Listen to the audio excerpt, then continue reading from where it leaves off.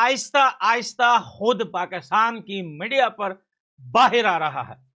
आपको देशी गाय के गोबर को शरीर के ऊपर लेपना है, गौमूत्र पीना है अगर आपको इस रेडिएशन से सरवाइव करना है। देखिए, इसमें कोई शक नहीं कि जो इंडिया ने किया है, अटैक्स किए हैं, वो बड़े तारीखी हैं, बड़े ऐतिहासिक हैं। हमें भी इतना अंदाजा नहीं था कि ऑपरेशन सिंदूर ने इतनी बड़ी तादाद में तबाही मचा दी और कि पाकिस्तान में जो आर्मी है उसने लोगों को इवैक्यूएट करना शुरू कर दिया, वहां के जो गांव हैं। अगर ये सिलसिला इसी तरह रहा तो ये मुल्क बर्बाद हो जाएगा, ये मुल्क खत्म हो जाएगा। Pakistan will cease to exist. Narendra Modi ji ने जो स्पीच दिया उसके लिए वाह वाह वाह वाह वाह। वहां पर लोग चीख रहे हैं, चिल्ला रहे हैं। अब तो अमेरिका बीच में टपक पड़ा, कहां से टपक पड़ा। और तुर्की भीख मांग रहा है क्योंकि भारत के जो आम नागरिक हैं उन लोगों ने बॉयकॉट तुर्की कैंपेन रन किया है। और क्या रह गया है?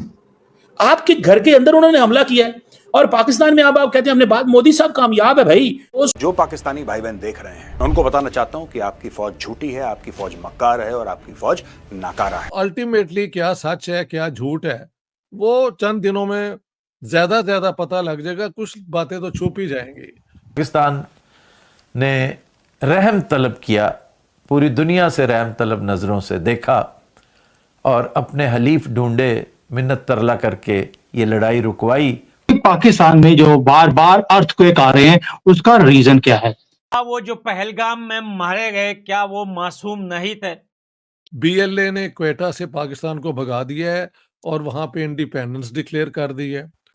अभी सोशल मीडिया पे बहुत बड़ा सवाल चल रहा है कि साहब क्या हमने पाकिस्तान के न्यूक्लियर इंस्टॉलेशन को हिट करा, न्यूक्लियर साइट को हिट करा। देसी गाय के गोबर में न्यूक्लियर रेडिएशन से लड़ने की क्षमता है, ठीक है, वो तो आप मार के खा गए।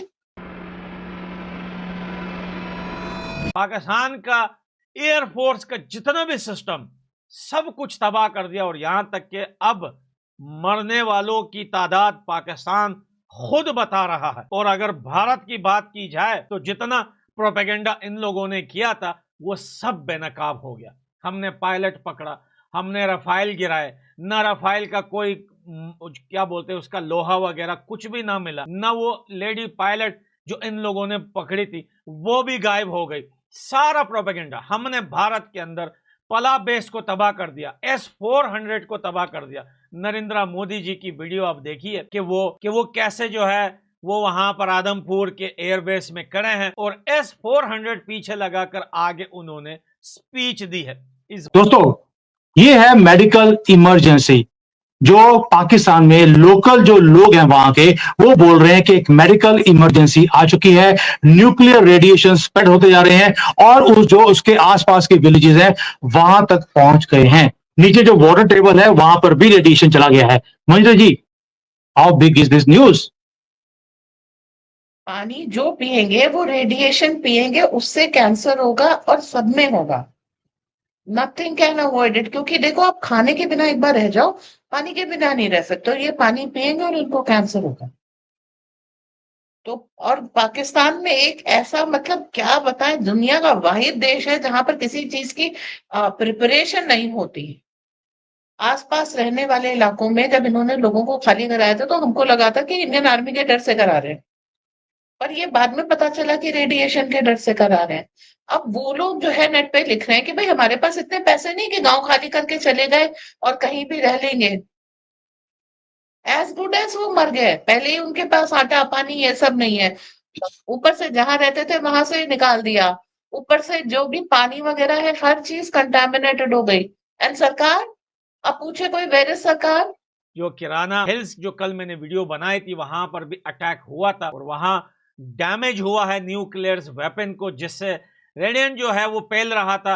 उसके बाद जो है यूएसए ने जल्दी से इमरजेंसी में जो है वो भारत सरकार को फोन लगाकर सारी डिटेल बताई कि भैया ये तो न्यूक्लियर वेपन से जो गैस निकल रहा है इसका इफेक्ट जो है वो इंडिया तक भी आ सकता है, तो भैया सीज फायर कीजिए, रोकिए, ताकि वहां पर जो वायरस फैल रहा है उन्हें हम जो है वो कंट्रोल कर सके। उसके आगे से मैं पाकिस्तानियों को एडवाइस देना चाहता हूं कि जब हम जैश मोहम्मद और लश्कर तैयबा पे बम मारे ना, तुम आसपास मत रहना। देखो साफ से तुम्हें पता है जंग होने वाली है, तुम गायब हो जाओ वहां पे। वरना तुम फालतू में तुम्हारे ऊपर हमारी एयरफोर्स अपना हाथ साफ कर देगी। मैं तुम्हें पहले वार्निंग दे रहा हूं, कल ये मत बोलना कि मेजर साहब हम तो आपके सब्सक्राइबर हैं पाकिस्तान से और आपने हमें बताया नहीं। मेजर ने बताया था, नोट कर लो, सेव कर लो।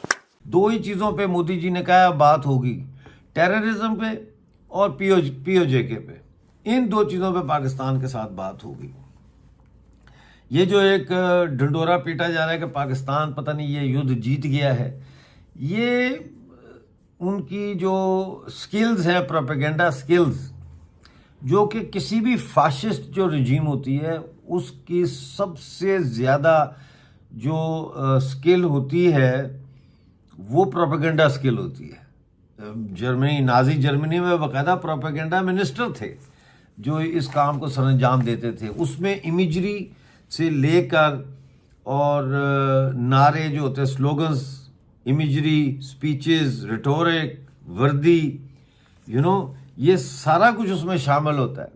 कि जब हम ये कहते हैं कि पाकिस्तान से सिर्फ टेररिज्म पे बात होगी, तो टेररिस्टों के साथ टेररिज्म पे बात क्या मायनेदार।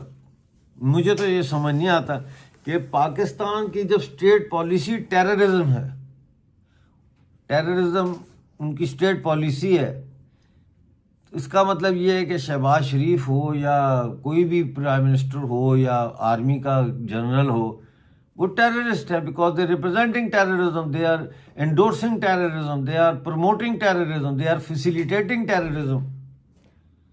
तो फिर कैसे हम एक तरफ कहते हैं दहशतगर्दों से हम बात नहीं करेंगे, दूसरी तरफ हम कहते हैं पाकिस्तान से अगर बात होगी तो सिर्फ दहशतगर्दी पे होगी।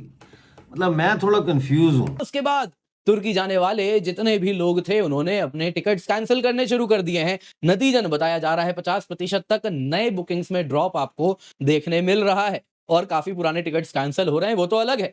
यहाँ पे दोस्तों देखने वाली बात यह है कि तुर्की का जो आर्च राइवल है ग्रीस, वो कह रहा है कि जी आप तुर्की क्यों जाते हैं, ग्रीस आइए, हमारे यहाँ आइए, हमने तो आपको हमेशा सपोर्ट भी किया है।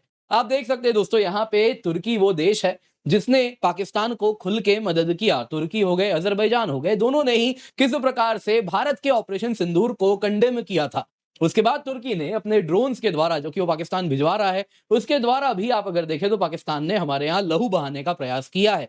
तो क्लियरली तुर्की इस टेरर कंट्री का बहुत बड़ा सपोर्टर है और ये बात दुनिया देख रही है, भारत के लोग भी देख रहे हैं और उसके साथ बॉयकॉट तुर्की मोमेंटम गेन पिक करना शुरू हो गया। साफ साफ कह दिया, टेररिज्म टूरिज्म साथ नहीं चलेगा। पीएम मोदी कहते हैं talks and terror, water and blood साथ नहीं बहेंगे। वैसे ही आम लोगों ने कहा टेररिज्म और टूरिज्म भी साथ नहीं चलेगा और उसके साथ तुर्की प्लान ड्रॉप करना शुरू किया। नतीजन क्या हुआ, तुर्की आज बेग कर रहा है, कह रहा है इंडियंस को कृपया कर वापस आ जाएं। आप जरा देखिए यहाँ पे क्या हो रहा है, तुर्की यहाँ पे क्या कह रहा है। कारण बड़ा सरल है, अगर आप देखें ना तो तुर्की आज इस हश्र पे इसलिए आया है क्योंकि बड़े ऑर्गेनाइज तरीके से बड़े बड़े कंपनीज ने भी बॉयकॉट तुर्की शुरू किया है। कैसे?